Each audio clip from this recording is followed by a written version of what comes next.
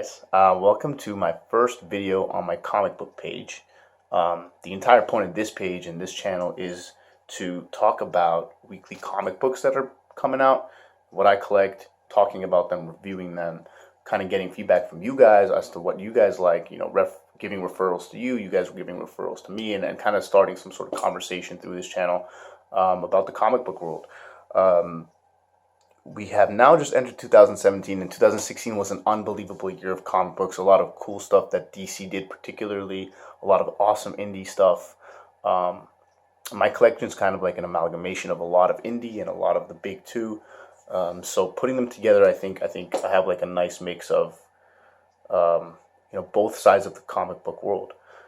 So this week we're going to be talking about obviously my top 10 favorite series or favorite single issues from 2016. Following this episode, I will be doing a weekly review of, comic books that come out obviously on Wednesdays. So probably on Thursday or Friday, I'll put out a new video talking about the comic books that I got. So let's just get right into it. Number 10, Wonder Woman.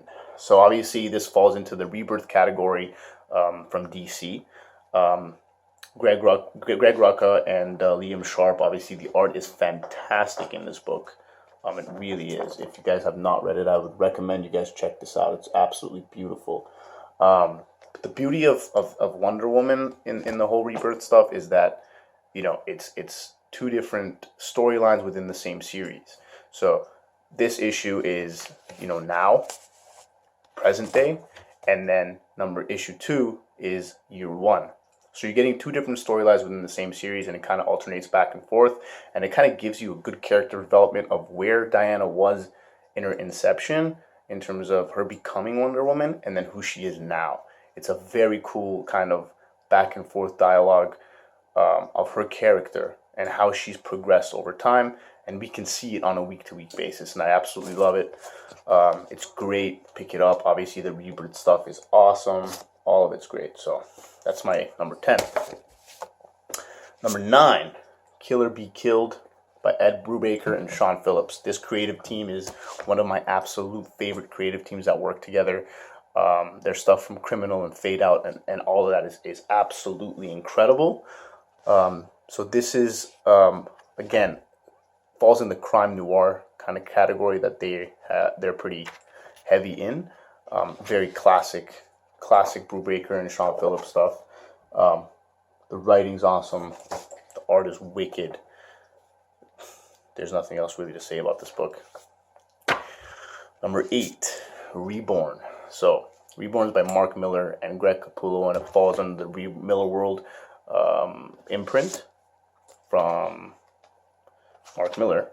So Greg Capullo kind of made his name through the Batman series for the New 52 that he did with Scott Snyder. And this guy's art is probably the best in the industry right now, I would say. He's phenomenal. Like, his stuff is crazy good, and it fits really well with this storyline, which is kind of like, I don't even know how to explain this. It's like a kind of life after death storyline where you die and you go to this different planet and you start to live there. So it's this girl that, dies and goes back to her young self, finds her father on this, post-life world, and yeah, it's beautiful, very fantasy, and yeah, it's great. Number 7 is Breakland. As you can see, I have a lot of indie stuff in here, but yeah, I love it. This is Brian Wood and Mac Chatter. This actually got picked up by AMC for a new TV show development before issue 1 even came out, so that should give you an indication as to how good the storyline is. And it has a lot of social commentary in it, in terms of where we are now as a society, especially in the United States. It's great. It's really good. It's a very strong story. If you're a fan of like Walking Dead, that kind of comic book style, this is perfect for you. Yeah, pick this up. This is awesome. I'm sure you can find number 1s. They printed a lot of them, so I'm sure they're still around. Number 6 is Detective Comics. So Detective Comics is by James Tynion IV and borrows, out of the 2 Batman books right now, I mean the 2 mainstream, in terms of like in continuity Batman books.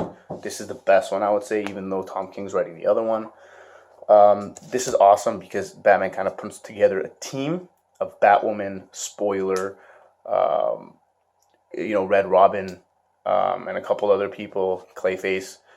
So it's really good. It's him trying to put together a team that kind of falls in the Bat family, and them trying to work together. And Batwoman has a massive role in this, and they've really given her the spotlight in this book, and it's incredible. And she's getting her own title in a couple weeks, I believe. So if you're a fan of Batwoman or Batman or just the entire Gotham kind of mythos, this is the book to get, I would say. Number 5 is Aquaman. So before Rebirth, I'd never in my life picked up an Aquaman comic book in my life, and I'm just a big supporter of number ones. If I see a number one on the stands, I'll just pick it up. Especially this Rebirth stuff I thought was incredible. So, yeah, I just picked this one up, and it has quickly become my favorite Rebirth series by far. It is unbelievable. Aquaman's kind of been like the butt end of the Justice League for a while, and I don't know. I think he deserves much more credit than he gets. It's an incredible story. Black Manta's in it. He's super cool. So check that out for sure. Number 4 is Paper Girls. I mean, I'm not sure if this came out in 2015 or 2016, but I just had to put it in there because this is like a Stranger Things comic book, dude. If any of you are into Stranger Things, just go pick it up. I think a couple trades are out right now, so you don't have to go finding like the single issues. You can just go straight to the trade. I will promise you that if you are a fan of 80s movies, 80s music, or just 80s kind of culture in general, this is the book to get. It is unbelievable. By Brian K. Vaughan, obviously, the writer of Saga. I don't need to give you reasons why to follow that guy. He's incredible. And Brian K. Vaughan's who's doing the art? Cliff Chang is doing the art. He's incredible as well. So, it's about 4 girls. They're paper girls, and they just go into kind of this sci-fi world in the 80s, and it's just them riding around their bikes, and then all these sort of things happen to them. It's wicked. Just trust me, pick that up. Number 3, 4 kids walk into a bank. So this is by a new imprint, by a new publication called Black Mass Studios, which I think they launched in 2016, and they've released, I think, quite a few titles this year, but this is by far the best one. Super indie book. I mean, it's going to be very hard to find. I couldn't even find the first print. This isn't the first print of number 1. This is the second print. I don't usually collect second prints, but it was that good that I had to get it. The art is fantastic on this book. Just check out this panel. It's really nice. Yeah, I mean, if you guys are into indie stuff, this is definitely something to get. It's on issue number 3, I think, so far. I think it got delayed a little bit, but this is definitely a book to check out. Number 2, The Vision by Tom King. This book is genius. The Tom King, he's an ex-CIA agent that kind of left the CIA and he got into comic books. And Tom King has done a bunch of stuff he started on The Vision. He's done Sheriff of Babylon. He's writing Batman right now. Tom King is an incredible writer. He's not one to use much dialogue in his books. He kind of lets the story speak for itself. And he lets kind of the artist take the reins on the storytelling a little bit. But this is going to be a classic 100%. And these issues, like the number 1, number 2, number 3 first prints are already pretty expensive to find. I went to the Comic-Con in Toronto and I had to just walk around for hours until I could find the issues that I was missing. But the graphic novels are definitely out. So if you're into just the storytelling aspect of it and you just want to read it, definitely get the trade, because finding the single issues is going to be really hard, especially on eBay. They're like super expensive. So that's my number 2. Number 1, Black Hammer by Jeff Lemire and Dean Ormston.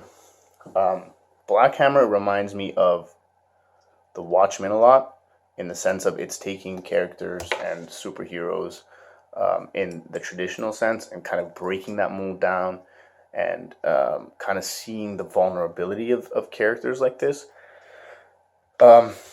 It's really cool. It's about these 5 or 6 superheroes that used to be crime fighting in their particular city. They somehow got taken away from that city and put in this, rural country town where they can't get out of. So it's them kind of trying to adapt to live a normal life in a country town when they don't even know why they're there and they're trying to get out, and the relationships between them. It's a very interesting take on superhero characters traditionally. So I would definitely recommend that you pick this up. I think it's on like issue 5 now or number 6. It's kind of on a break now. It'll be back again in March, I believe, for the second arc because the first arc just finished. It's Jeff Lemire. What else can I say about that? That's about it for my top 10, guys. I hope you guys enjoyed the video. But just one other thing I want to mention is my favorite graphic novel, my favorite story of 2016 was called Patience by Daniel Klaus. But that will be a different video that I'm going to do specifically on Daniel Klaus, just because he's my favorite writer, artist, letterer, colors, because he does it all. All that. He's my absolute number one. He's Ghost World. He's done Wilson, which is just about to be released as a movie in 2017. And Patience, his new one, just got picked up by a company to be released as a movie as well. It's time travel fantasy. It's really, really good. But I'll show you guys that on my next video. But thanks for watching, and I hope to hear from you guys, and see you soon.